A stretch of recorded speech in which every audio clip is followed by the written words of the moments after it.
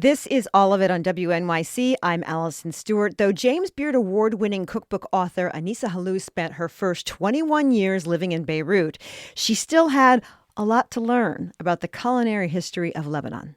For her latest cookbook, she set out on a tour around the small but diverse nation, looking to discover dishes and culinary traditions she had never encountered before.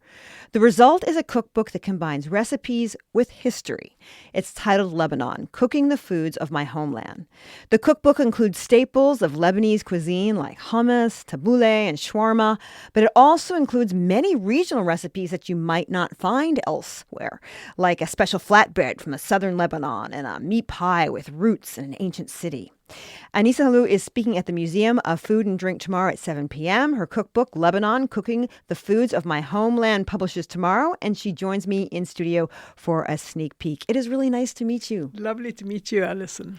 First of all, I do want to talk a little bit about the unrest that's happening. As we went to air Monday, it's 1:38. Israeli forces have entered southern Lebanon. First of all, how's your family? Is everyone okay? Yeah, I mean, I have very little family left, but lots of friends. And for the time being, they're okay. But many of the people I worked with or met for the book are not okay because they're in the south. Well, we wish them our very best. We say prayers for them. You traveled through Lebanon to work on this cookbook. What were those travels like? Where did you go? Where did you know you wanted to go? Well, I actually wanted to go everywhere as much as I could.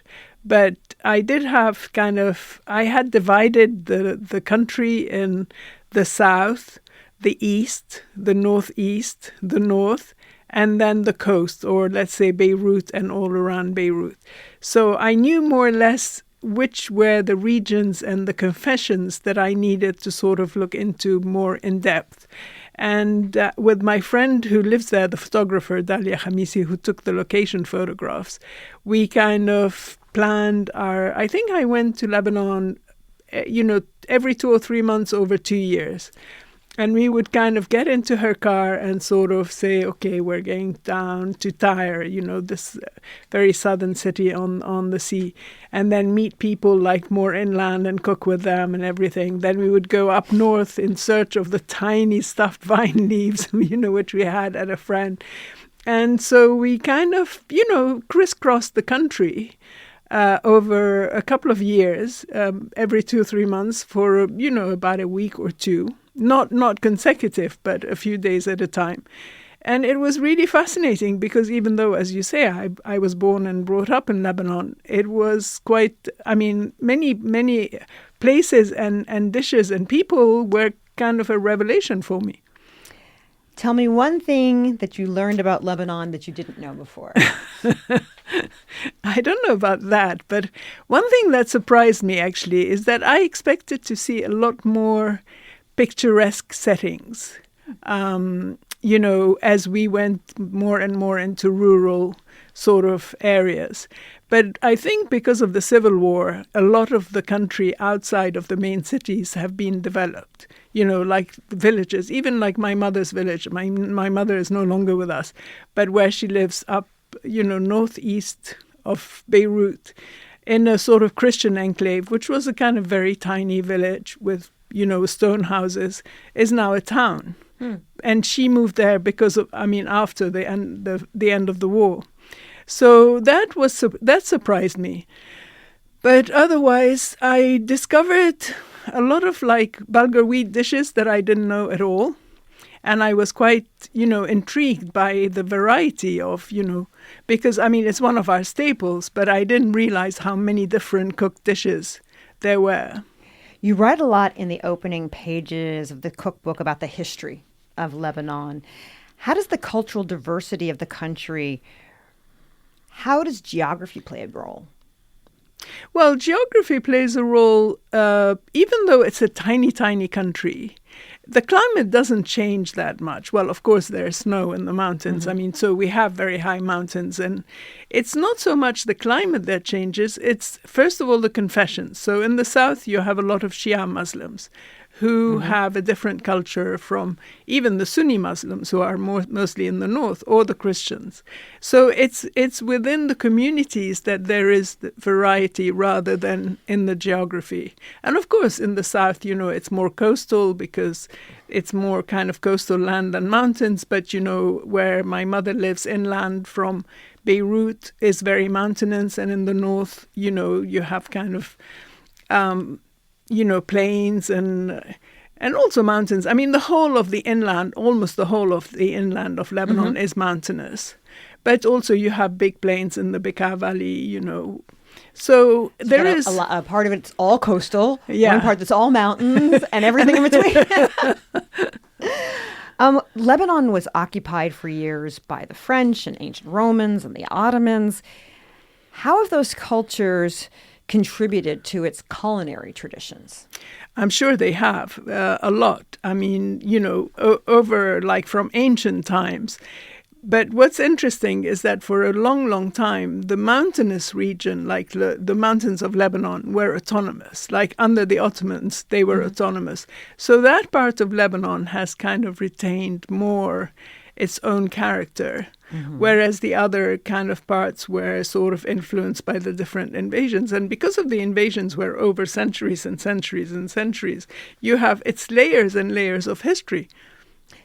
You mentioned that there were the different religions in Lebanon. Aside from the obvious, are there cultural differences between Muslim Lebanese and Christian Lebanese cuisines?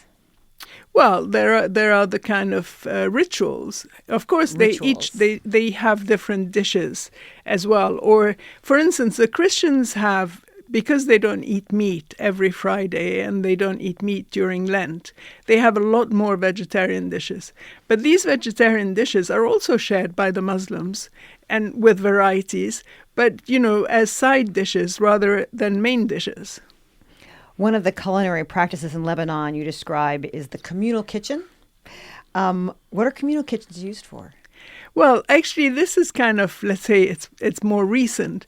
It's because there are lots of NGOs in Lebanon. They kind of finance these kind of co-ops for women to earn their own living, let's say, by doing what they know best, which is cooking. But in some of these kitchens, the kind of funds, the NGO funds have evaporated, let's say, or stopped. And then they converted them into sort of communal kitchens because they have all the equipment. And the women who want to make their yearly preserves, what we call mouni, they come there to use all the kind of professional equipment, the huge pots and pans, or, the big juicer, whatever. And they make their yearly preserve there. And that, I spent a day in one of those kitchens and I thought it was just wonderful because in one corner there was a woman who was making the handkerchief bread to order for various people. Then there was another woman who was creating crates of tomato to make tomato paste or concentrate. And then there was another woman who had kind of de-seeded pomegranates. She had buckets of pomegranates. Poor woman. And then they were juicing it in a professional juicer. Then another one had cooked a ton of tiny eggplants that she wanted to stuff and preserve in olive oil. So it was an extraordinary sort of atmosphere. My guest is Anissa Helou, author of the new cookbook, Lebanon, Cooking the Foods of My Homeland. It's out tomorrow. And also tomorrow at 7 p.m., Anissa will be speaking at the Museum of Food and Drink. Let's talk about hummus. What kind of variations are there on hummus in the country? Well, to start with, if you go to the north, hummus, the national sort of hummus plate, is with olive oil and a garnish of boiled chickpeas, chopped parsley and paprika. But if you go to the north, and lots of olive oil, drizzled all over. But in the north, they would use toasted walnuts and ghee, hot ghee. Oh, yeah. So butter. Yeah. So it makes it completely different. And also they don't use garlic up in the north. So they don't use, everybody's used to very garlicky hummus, but there it's not garlicky at all. And then there were varieties in the south, I think, but I have a very bad memory and I don't remember. Some people advocate using dried chickpeas for hummus, but you do not believe in that. Well, I believe in making my life easy in the kitchen. So if you can, in Spain, in the markets in Spain, you can buy ready-cooked hummus, chickpeas, and they've been perfectly boiled without any preservatives and everything. And from that day, from going through the market in Barcelona, I decided there is no point in me boiling hummus, chickpeas. I can buy them in beautiful jars in Spanish brands with no preservatives whatsoever, just preserved in salted water. And then I rinse them and peel some, not all, because it takes forever, and then, make the hummus. And it's perfect as if I'd boiled the chickpeas myself. You also dedicate a chapter to kibbeh, one of the most popular foods in Lebanon. For those who aren't familiar, what is kibbeh? Well, it's a mixture of mincemeat, lamb generally, very fine bulgur wheat, and spices. But then there are many, many, many, many ways of making it. So this is the initial paste, let's say, or mixture. Mm-hmm. You can make it into a pie, without crust, so crustless pie, where you have 2 layers of kibbeh and a layer of stuffing made with onion, mincemeat, and pine nuts. Then you can make little balls, and these little balls you can fry. You can cook in a yogurt sauce, or in a kishk sauce, which is fermented bulgur wheat and yogurt, or in a tahini sauce. And then, or you can grill them over a charcoal fire, but you make them a slightly different shape. And then, of course, there are the vegetarian versions, one made with pumpkin, the other made with flour. Ooh. There are so many variations that I could have really written a book only about kibbeh. All by itself. You write that Sunday's barbecue day in Lebanon. What did Sundays look like for you growing up? Well, we often went to my grandmother, and my grandmother lived in a beautiful flat in the Christian part of Beirut. We lived in the Muslim part. And she had a big balcony. And in Lebanon, everybody has a kind of like a mini barbecue, which is a rectangular metal box on legs, short legs, where you do a charcoal fire, and then you put the grill, and then you grill whatever you want. And this is kind of politically incorrect because they're little birds. But in fig season, we used to love having these little birds that fed on figs. And my uncles would hunt them. I'm talking about more than 50 years ago. Okay, so sure. It was politically correct then. It's not anymore because they're endangered. But, we'd have kebabs, or chicken wings or quail, flattened butterflied quail, depending on what, or kafta, the mincemeat with parsley and onion. It depends. There's a chapter in the book dedicated to cooking with yogurt sauces.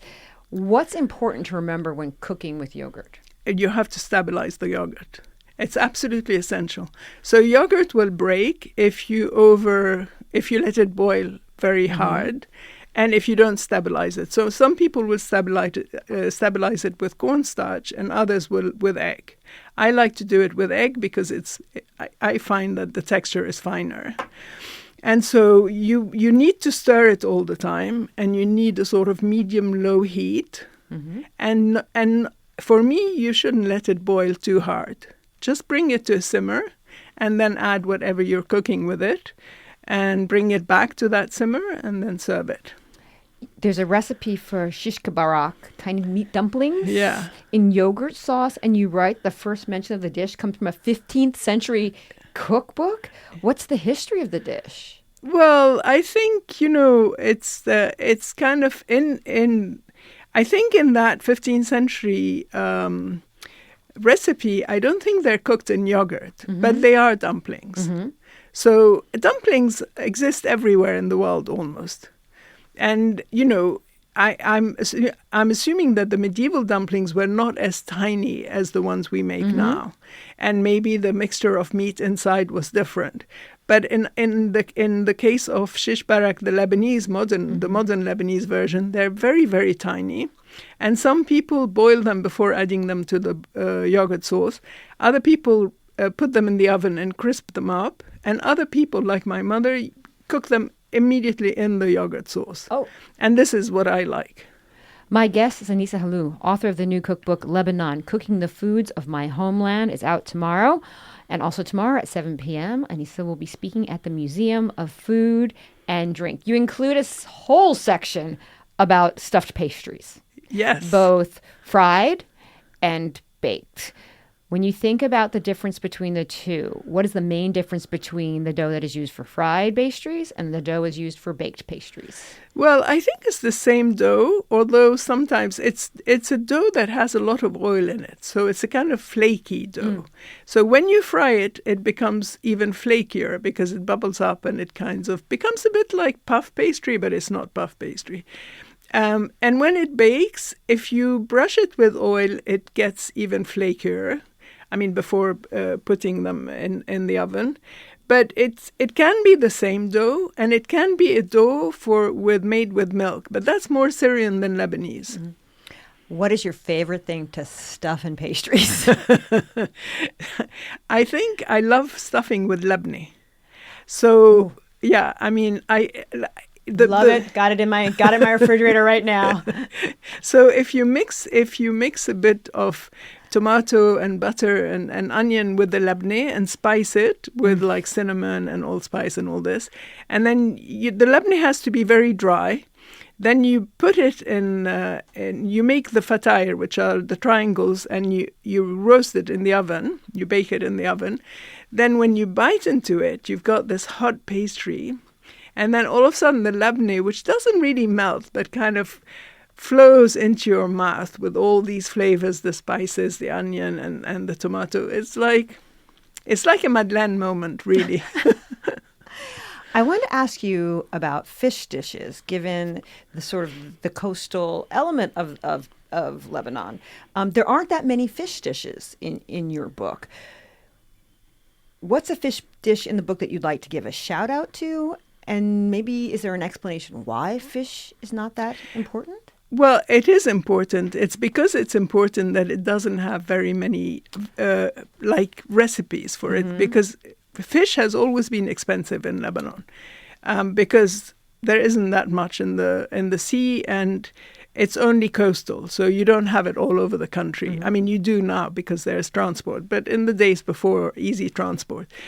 So it's very valued, it's very prized, and basically it's either barbecued, roasted in the oven, or fried. They love frying it and eating it with fried pita and a tahini sauce, very lemony tahini sauce. But in the north, they have these spicy fish sauces, and which I love. So the fish is either stuffed. There are different ways of doing a spicy fish, which is called samke harra. So my mother used to kind of make a mixture of cilantro, walnuts, garlic, and pine nuts, and a bit of onion, and then stuff the fish and bake it.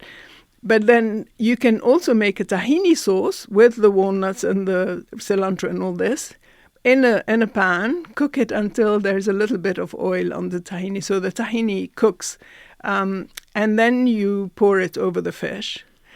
And then there's a plain cilantro sauce with onion, which actually my friends, I did a kind of samke harra tasting while I was researching the book for my friends. And I was very surprised that they preferred the very plain version. Huh, interesting. Yeah.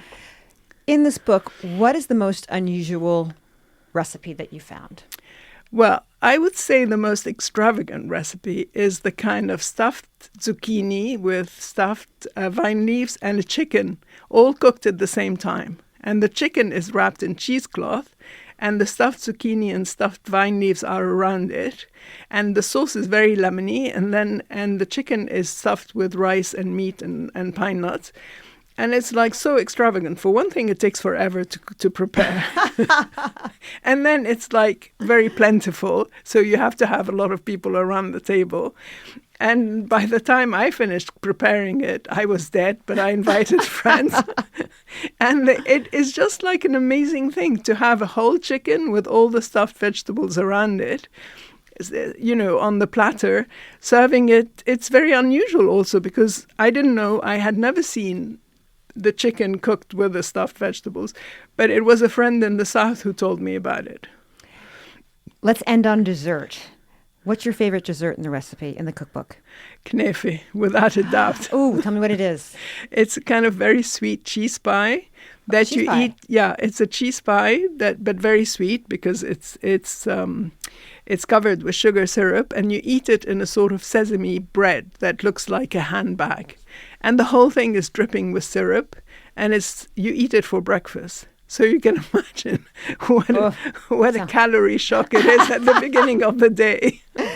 And in terms of something simple, like pita, if I want to make it at home, give me a piece of advice. You have to let the dough rest once you flatten it. It's very important. First, you have to flatten it in quite a even round shape, like a circle, so that it puffs up evenly. And then you let it rest in between, floured, we call it couche in baking terms, but floured kitchen cloths. And you let it rest for 10, 15 minutes so the dough has rested. And then you put it in a very hot oven, preferably on a hot stone. And then it puffs up very quickly. And it's like magic, and you think it's very easy, but it's not that easy. So your advice is let it rest? Yeah. Just let it rest. My guest is Anissa Helou. She's the author of the new cookbook, Lebanon, Cooking the Foods of My Homeland. It is out tomorrow. Also tomorrow at 7 p.m., Anissa will be speaking at the Museum of Food and Drink. Thank you so much for making the time to be with us today. Thank you, Alison. And that is all of it. I'm Alison Stewart. I appreciate you listening, and I appreciate you. I will meet you back here tomorrow.